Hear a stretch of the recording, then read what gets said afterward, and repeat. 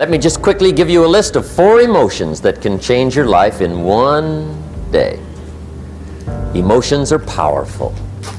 Sometimes it doesn't take much to alter your whole life direction.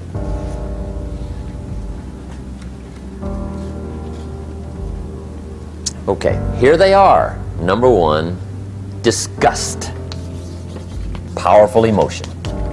Disgust says, I have had it.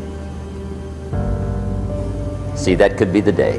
The day you can say, I've had it. And whether you've had it with something small or something major, the day you can say, I've had it, may not be the day it ends, but the day it begins. That's what I said when that little Girl Scout left my door when I'm 25. I give her the big lie, she leaves, I say, I don't want to live like this anymore. I've had it with lying and being broke. Powerful day. The man's finally had it with mediocrity. He's had it with being a loser. He's finally had it with those awful sick feelings inside, knowing his wife is at the grocery store looking at 2 cans of beans, one marked 37 cents, one marked 39 cents. And the guy sick inside knows his wife's going to buy the 37-cent can, and she doesn't even like the brand. Do you know why she's going to buy the 37-cent can? To save 2 cents. The guy sick inside finally says, I've had it. Being on my knees in the dust looking for pennies? We're not living like this anymore.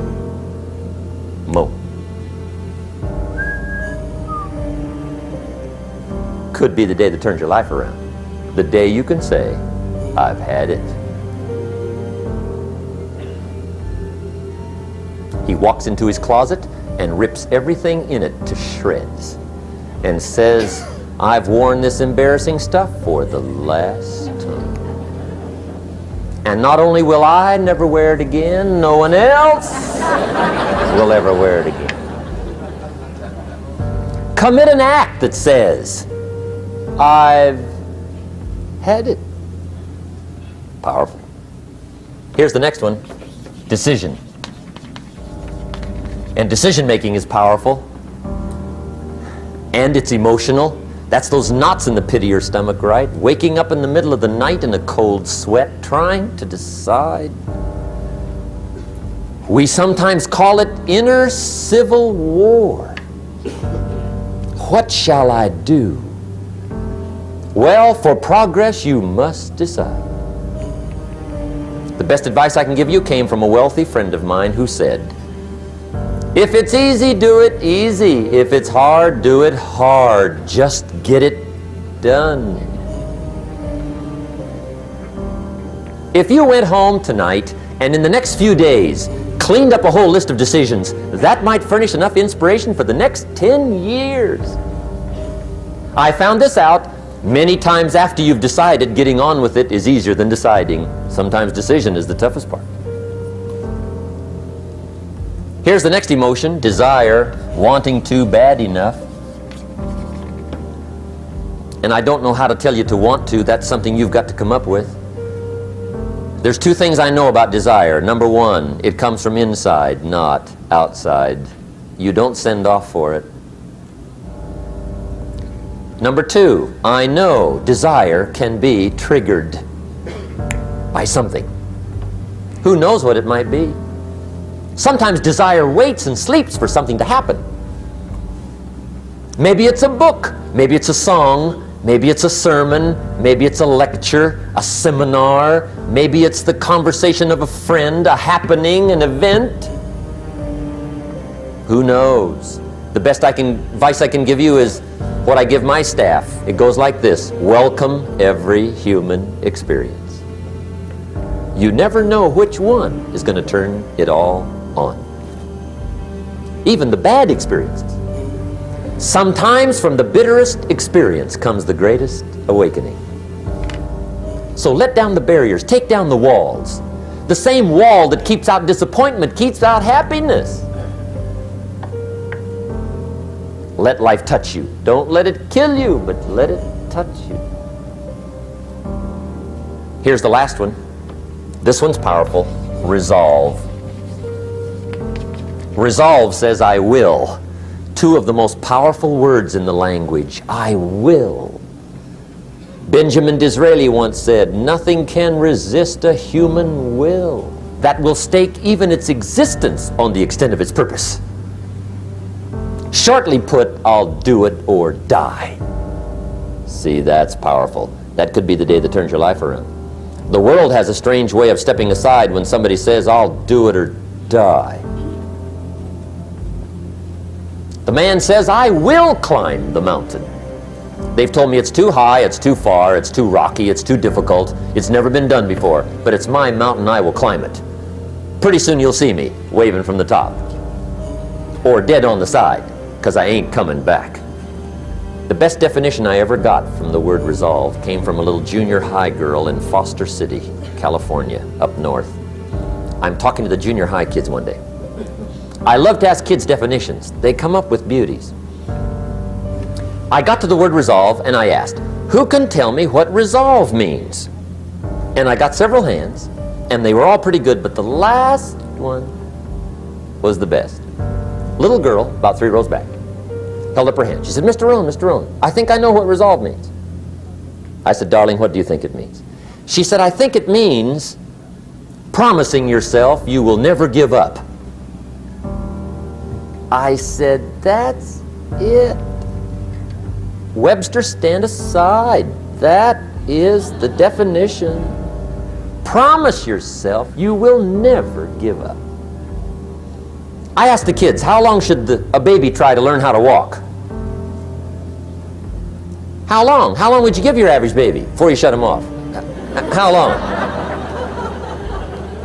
See, any mother in the world would say, you're crazy. My baby's going to keep trying until it learns how to walk. What a magic formula. Now let me show you what triggers all emotions into activity that brings results. And results is the name of the game. Here it is. Action. Finally, you must do something about how you feel. Jesus, the master teacher, said, don't just be listeners, be doers. The world admires the doers. Another Bible phrase says, faith without action is useless. Some people these days are big on affirmations. You've got to be very careful of affirmations. There's a thin line between faith and folly. The best clue I can give you on affirmations is this. Affirmation without discipline is the beginning of delusion. And there's nothing worse than delusion. The guy keeps walking west looking for the sunrise. I mean, delusion is bad.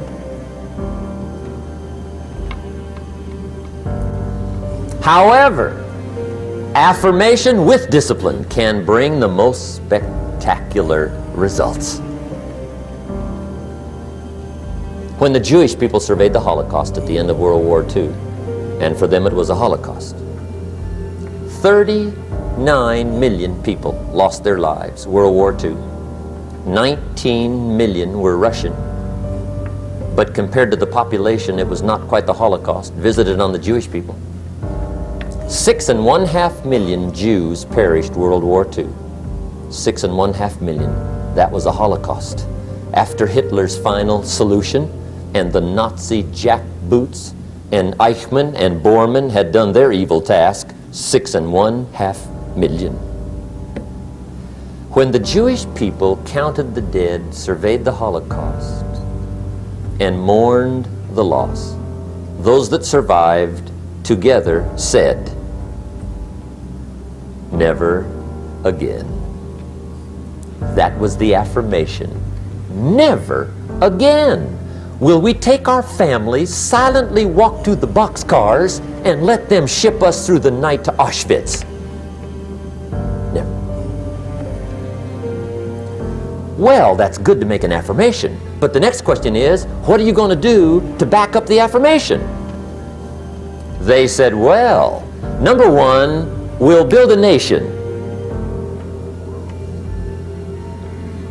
Then they said, we'll build an army. Wow. And a navy. My. And an air force. And we'll buy some bombs. My. And some bullets. Wow. We'll spend a big portion of the national treasure. We'll even spend some of Israel's finest lives. We mean it. Never again. That's called backing up affirmation with discipline. Does it work? Well, yes. They've been tested 4 times in war on their affirmation in the last 25 years. 4 times, major. The next to the last war was called the 6-Day War. As if to say, didn't we tell you? Never.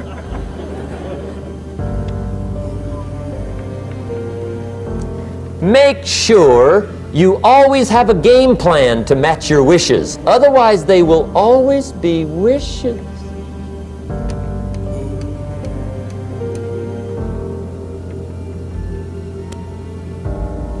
The day that turns your life around. Let me give you 4 questions to take home when we're finished. These are called questions to ponder. And this wraps it up.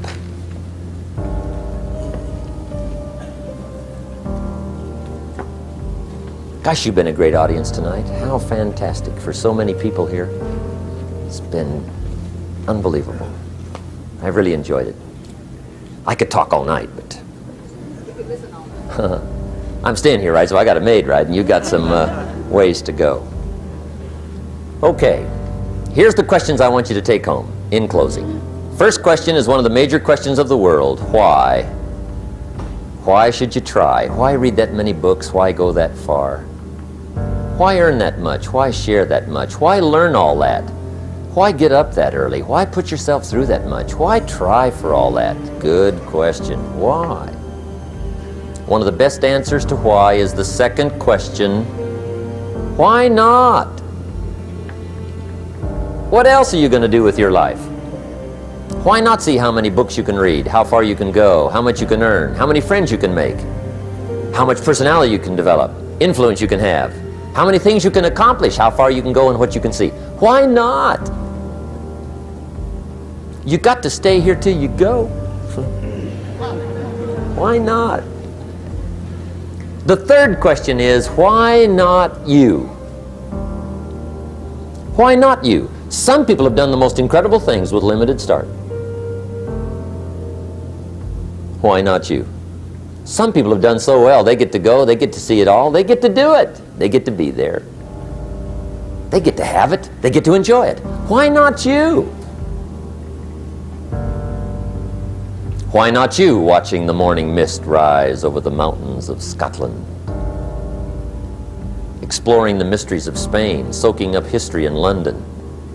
Why not you? You got to take a stroll through the Palace of Versailles. Why not you? You got to have lunch in one of those neat little sidewalk cafes in Paris. I mean, Denny's is okay, but you got to try Paris. Someday you got to gaze directly at the Mona Lisa. I can show you where to find the most exquisite seashells in Miami and the Bahamas. I know where they are. Why not you? You got to shop on Fifth Avenue in New York. You got to stay at the Waldorf Astoria.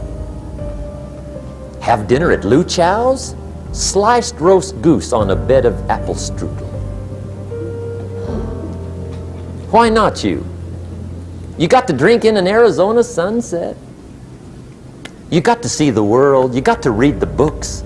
You've got to do the enterprises. You've got to be involved in commerce and love and travel and experiences. You got to do it all. Why not you?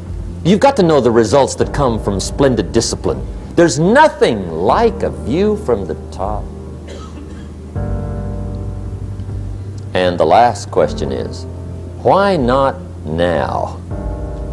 Don't postpone your better future any longer. Get at it tomorrow. with new vigor. Get you some new books. Ask some new questions. Set some new goals.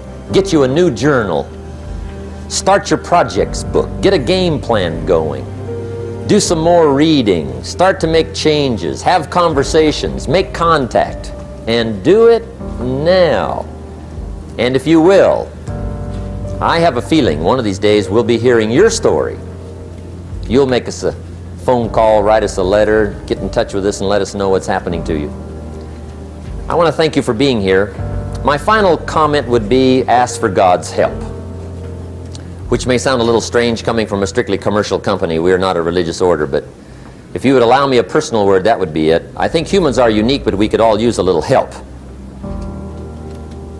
But of course you've got to do your part. That's what we've talked about mainly tonight. Do your part, and I think God will do His part. It's a two-way street. And we do play a part. There's a story about the man who took a rock pile in 2 years, turned it into a fabulous garden. People came from everywhere to see it. One day a guy came by, saw the garden, thought it was fabulous, but he wanted to make sure the gardener didn't take all the credit.